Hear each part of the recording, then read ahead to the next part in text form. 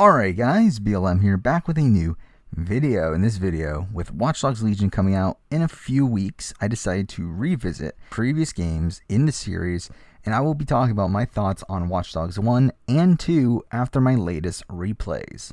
Now, Watch Dogs is a series that I've always felt some connection to due to my former love of Assassin's Creed. I mean, this does feel like a sister series to it in many ways. I mean, I do kind of look at Watch Dogs as a modern day Assassin's Creed game, especially the first game, where many of the themes of that first game connect a lot to themes of the Assassin's Creed series as a whole. But since the release of that first game, I feel like it's super clear that Ubisoft just has no clue what they're doing with this IP. I mean, it seems like just due to Watch Dogs 1 obviously getting the mixed reception that it did, they radically changed what Watch Dogs was. And with them changing the identity of Watch Dogs again for Legion here, the series as a whole has a massive identity crisis. I mean, you go from a man's dark, gritty, humorless story of revenge to this wacky tale of a group of hackers that are trying to take down the establishment and talk in like pop culture references and just have jokey dialogue. It really feels like a radical departure. Obviously, we are going to be talking about the games themselves, so we're going to give each game its fair due here. We're going to talk about both games, starting off obviously with Watch Dogs 1.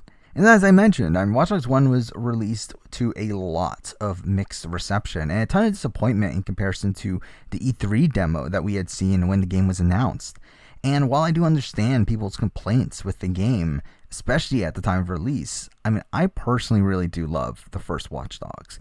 And I have had a rocky relationship with the game, but every time I do play it, my opinion of it goes up and up. I mean, gameplay-wise, Watch Dogs does play similarly to your typical GTA game. You have this open world of Chicago to explore. You have your typical open world gaming tropes. Combat, for the most part, is your pretty generic third-person shooter. Though I will say I never felt like the shooting felt satisfying in this game, and really in the series as a whole. It plays very arcadey to me. But what makes this game stand out is the hacking abilities in the game that help you when escaping from enemies or solving puzzles. And really, this is the main identity of the series as a whole. When you think of Watch Dogs, you think of having the ability to hack into the environment. I feel like that's something that the series does well as a whole. It's just a shame that that's the only real connective tissue within the series. It makes escaping from the police in this game a lot more fun than it would be in your typical open world game like GTA. I mean, you have so many more opportunities to stop them. You can trap them behind blockers or traffic lights to take them down. Like, it's a lot more fun in my opinion. I will say that on my most recent playthrough, I did try to play the game more stealthy than I normally do, and I actually found that approach to be a lot more fun, as again, the combat in this game isn't the greatest in the world, so sneaking up on enemies or taking them down with your silenced pistol was a lot more fun to me. The platforming in the game is a bit wonky. It doesn't really flow well, but I do like it more than Watch Dogs 2. The cover system sucks because it's so easy to get stuck on things that you didn't mean to run into. And I do have the same complaint for Watch Dogs 2 as well. I just think the cover system in both of these games really just doesn't work most of the time. And I know I'm a massive outlier here, but I actually do really like the character of Aiden Pierce. I think he's a great protagonist. I know a lot of people find him boring, and while I do think the character could have been more fleshed out, I do enjoy the way he is portrayed. I do think he has an interesting background. I mean, I do like the character. But I do find most of the other characters pretty forgettable. And Branks and T-Bone don't have much of an impact for me. Clara could have been a really interesting character, but I don't feel like they spent as much time as I would have liked on her character development or her relationship with Aiden. Jordy is the only semblance of comic relief in the game, and he was another character that I just felt like was underutilized as a whole. Let's talk about the narrative, which I do enjoy for the most part. I mean, though a lot of the complaints I have about the narrative are the same things I have about the characters. I do feel like there were certain sections that just weren't as fleshed out as I would like them to be, while also including a decent amount of missions that just felt like filler. It really felt like they were just there to extend the game without having much narrative impact. I mean, something like the mission where you break into the jail. I mean, that's a cool set piece. I guess it is kind of like a badass thing for Aiden to do, to break into jail to intimidate a guy and then leave immediately afterwards. It's cool, but it's like narratively it had no real purpose. I personally found the revenge narrative in this game to be the most interesting plot line here, with Aiden trying to hunt down his niece's killers, and that leads to his dealings with Iraq and Lucky Quinn. And while these did lead to some pretty combat-heavy sections in the game that I didn't particularly love, as again, this game just loves to barrage you with enemies from all angles. It really gets annoying, but I did enjoy these sections narratively. I mean, a certain plot point that I never particularly cared for, though, was the rivalry between Aiden and Brinks, which, again, just never hit for me. I never understood the dynamic between these two. Like, why did these two go against each other again? I mean, like, I get that Brinks made the mistake that caused Aiden's niece's death, and like that caused like Aiden to stop wanting to work with him, but I don't understand why Aiden just doesn't placate him. And by him not placating him, it leads to Brinks like kidnapping Nikki, and it's like this entire plot line just really felt forced to me. I feel like just like a decent conversation between the two could have just solved everything here.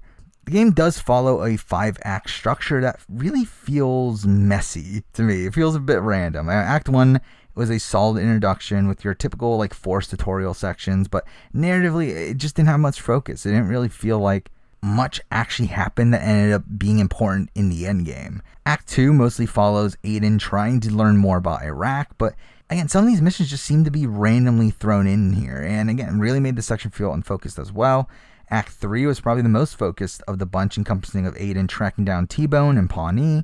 And this was a really nice change of pace as it takes us to a suburban area of the city, unlike the previous sections that were mostly held downtown or in the slums. The final mission, though, of Act 3 involves you taking down Iraq, which I remember hating the first time I played this game. I mean, I just remember dying at this fight over and over again. And the annoying thing about the checkpoint here is that Iraq ends up talking to you for a good, like, minute before he actually shows up to fight you.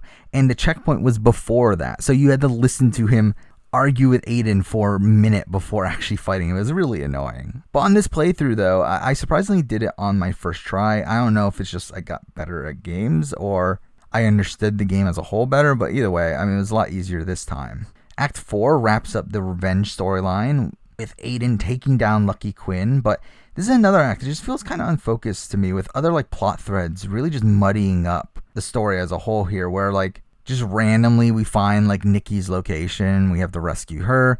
There's also the plot point of finding Default and tracking him down. Again, there's just like random subplots that are happening here that don't really feel like they needed to be there. And I also just didn't love how they handled Clara's death here as well, where she decides to go on her own for no real reason, and her death just seemed really rushed to me. Act 5 is literally just the final mission, and I like this mission from a perspective of like this is your final test in the game, as it forces you to face off against the same tools that you've been using throughout the game. But outside of that, I find this mission really annoying. It's really just not fun to play, but again, I understand it from a conceptual standpoint. I did find the final confrontation at the lighthouse to be really rushed here as well, with the game not really giving much closure to Aiden as a character, as it just ends almost immediately after shooting Brinks. And while we do get a post-credit scene, and I also know that there is a story DLC that I personally haven't played that does take place after the events of the game, I do wish we got more closure to the story within the main game. I mean, overall, Watch Dogs is a game I do love. Every time I play it, I grow a newfound respect for the game, though that doesn't mean it's without its flaws. I mean, it does have a pretty messy narrative, though a narrative that I personally do enjoy at the end of the day. Gameplay-wise, it's very hit or miss. I think there's some really cool elements, especially with the hacking stuff, but everything else just feels like a very generic open-world game, and really, there's some gameplay mechanics that simply just don't work as well as I would like them to. I do think the first game here sets up a potentially great franchise, but instead we got Watch Dogs 2.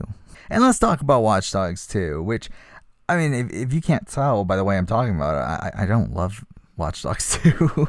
I mean, I hate the narrative direction that they took with this game in making this a much less narrative-focused experience, making the story more about these wacky adventures that this group is going on over a more compelling story like we had in Watch Dogs 1. Gameplay-wise, I do think they improved upon some elements of the first game, but overall, I have more nitpicks with the mechanics in Watch Dogs 2 than I do with the first game. It's still the same basic game of your third-person shooter with hacking mechanics, but I don't like some of the changes that they made. I personally prefer the control screen of the first game a lot more. I know most games nowadays do use L3 as the run button, but for me personally, I never really cared for it. I mean, I always liked how the Assassin's Creed games and how Watch Dogs 1 used R2 as the run button. I wish that was more of the standard. The parkour feels so on rails on this game, where you literally just hold R2 to parkour. It really makes it feel mindless. And again, I complained about the clunkiness of the first game, but I feel like this goes too much in the other direction. Combat is still the same with the ridiculous arcade shooting, though this game does use more armored enemies than the first game, but through that, it makes it so that melee combat is so much more overpowered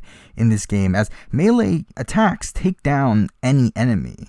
And unlike the first game, where I tried to play it more stealthy, I actually played Watch Dogs 2 more aggressively on this playthrough than I did last time, where I just ran in and melee attacked most of the enemies, and I was still able to get through most sections pretty fine. I did like how they added more environmental hacking opportunities in this game that really opened up a lot of stealth possibilities. I did like the additions of the RC car and quadcopter, which again added new possibilities for stealth and allowed for some missions to be completed without having to even enter the restricted area. I mean, this game does also add its own version of like eagle vision. I mean, again, a very standard open world gaming trope nowadays, which I found myself using most of the time while in restricted areas. And a lot of the reason for that is because there's no limit on this mode. Like usually with like eagle vision, you only have a certain amount of time that you can use it, or like you can only use it while walking. This game, you can use this whenever. Like literally there's no limit on it. So there's no real incentive to not use it. It does take away some from the overall experience, as you're really just seeing this like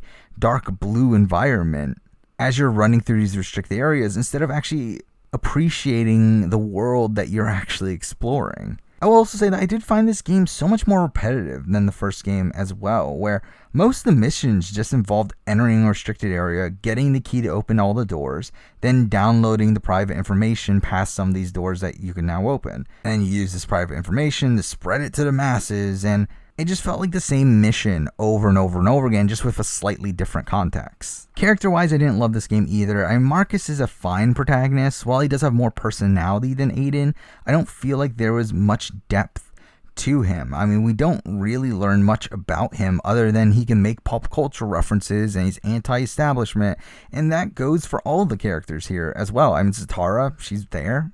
She's something. I think she could have been more interesting if her relationship with Marcus was explored more, or she was just given, again, more depth as a character. Wrench is essentially just a wackier version of Marcus. I mean, I did find it weird how T-Bone from Watch Dogs 1 appears in this game, as for me, again, the two games are so radically different that, I would normally applaud this reference to the previous game. I would applaud them bringing back a character from the last game, but it just feels weird in this game, considering these are two radically different games, radically different tones. And also, he doesn't even do anything either. It's not like T-Bone actually does much for the story as a whole. So it's like, for me, it just felt kind of pointless. Dusan as a villain just sucks. I mean, he's barely there. He has no personality, and he never really feels like a threat either. So his character was underwhelming as well. And we can talk about the overall narrative. Again, it just sucks. I mean, there's really not much there. I mean, something about this game is that the missions are almost all episodic. And while the first game has this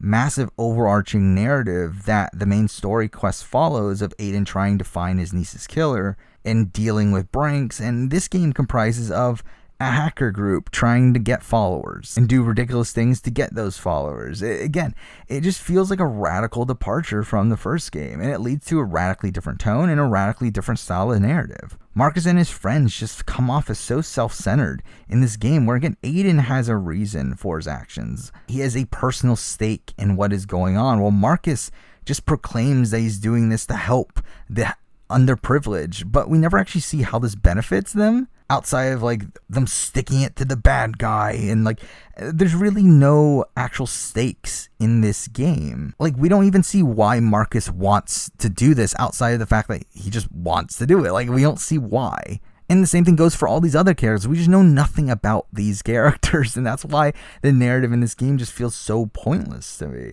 It feels so shallow. And when I look back at some of the missions in this game, I mean, there are some fun ones. There are some fun premises here, like Cyber Driver, which, again, is dumb. It's dumb that there's actually this car that they made for this movie that has this AI within it, but whatever, who cares? It does have some fun moments within that mission. I did like Limp Noodle, as it focuses around Marcus's relationships with Horatio, which again, I thought could have been cool, but again, it goes nowhere due to the episodic nature of this game. But really, most of the missions in this game just blend together. I mean, the only memorable thing about them is the stealth sections that they entail. Again, the narrative to me just doesn't matter in this game because it's so lackluster. Probably the most egregious mission from a narrative perspective to me was the Eye for an Eye mission, where at the beginning we find Horatio having been murdered by a gang, which should have been such a massive moment for the narrative. Again, a teammate of the protagonist has just died and he's dead in Marcus's arms. But again, it does nothing to me because the narrative doesn't focus on the relationships between the characters. Even Clara's death in the first game, I complained about how I felt like it was mishandled, how I felt like it was rushed. But I felt so much more when she died than when Horatio dies here. Again, it just feels like a complete afterthought. I do also find the ending of the game to be very abrupt here as well, where the way this game works is that it gives you a block of a few missions that you can do at once, and once those missions are done, you can continue on to the next block. And the final mission just kind of appears out of nowhere without much setup. I mean, we get this like final block of like 3 missions, and once you complete all 3, we just get this phone call saying, "Hey Marcus, you're being wanted by the FBI." It's like, well, that was just kind of out of nowhere. And we get the final mission, Mother Lode. So we start off by actually playing these really short sections as Sitara and Wrench, which these felt really pointless. I mean, I get that they wanted this to feel like a team effort, but it really just ends up feeling like filler to me. I mean, I was actually surprised at how easy this final mission was as well, where you do need to clear out that initial room, but even that's not that difficult. And after hacking the air gap computer, you can really literally just run through the rest of the building and escape without much difficulty.